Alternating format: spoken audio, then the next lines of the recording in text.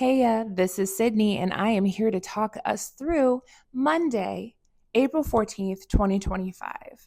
Monday is the moon's day, and today the moon is in the path of fire. It is in Scorpio.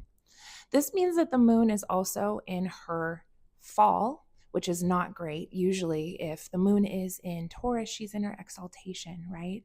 And across the zodiac, right, in the opposition point is Scorpio, meaning that when we have exaltation, then we have fall, and this is where we find Scorpio. So the moon is not comfortable here. And in fact, we're feeling pretty uncomfortable. A lot of internal emotional turmoil, complexity, a depth, a passion, and obsession, perhaps, that really doesn't feel quite good to us.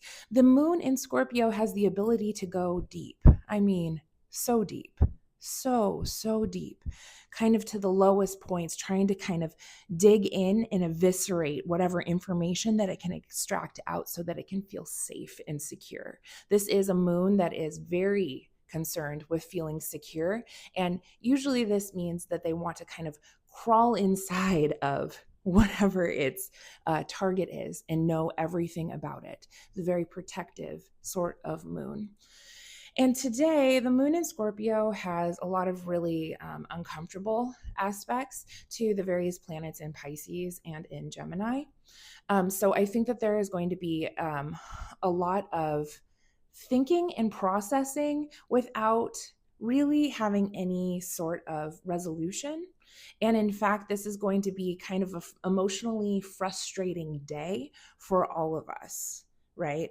The moon in Scorpio, though, is kind of calling for us to be in an elimination phase, to eliminate the things that no longer are useful or needed for us. But also, this is a fixed moon. So she's like, no, these are my obsessions. These are mine, right?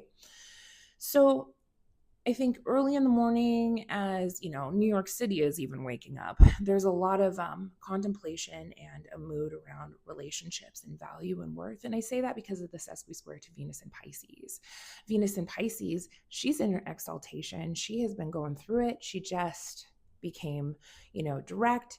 She's moving forward, and for the most part, she's doing all right. Better than she was, let's put it that way. But we're still in this revisiting old territory around our relationship story.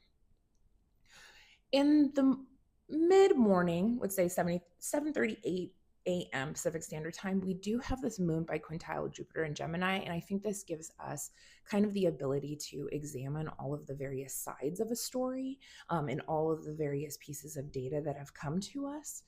It's just like a talent and an intuition to get deeply kind of into the matter of the thing.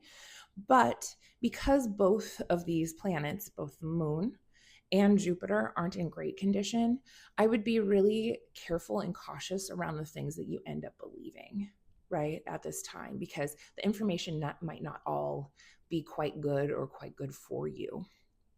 Later in the day, later in the morning, we have a sesqui square to Mercury in Pisces. I think that there is a frustration around communication that is happening. Mercury is still in his fall and in detriment.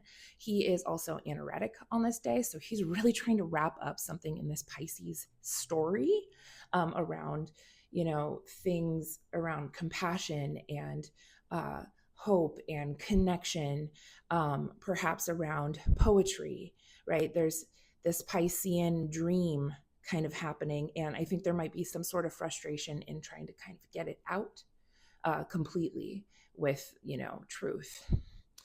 Moon sesqui square Neptune in Aries. I also, this aspect is engirdled.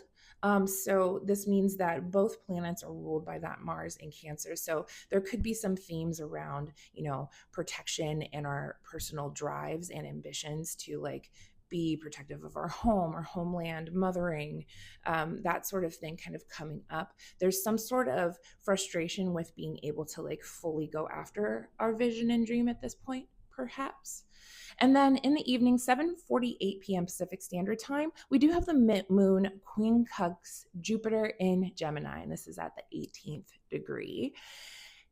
And when we come to this, it's like after all of this like emotional turmoil, processing, obsessing, churning, internal. Now we have this opportunity to make some adjustments, and perhaps have a new way of looking at things that we didn't see before. This could be kind of a sudden break, right? Quincunxes can be a sudden break, a sudden adjustment, but also this isn't comfortable. This isn't quite settled. So if you're feeling kind of just unsettled all day, that's Monday. So hang in there, and I will be back to talk to you about Tuesday. Take care.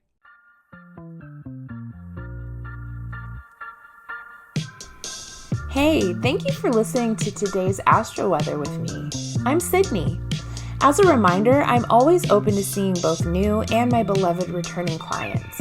My website is ddastrology.com. That is D as in dog, astrology.com to check me out, and just click the email buttons in order to schedule with me.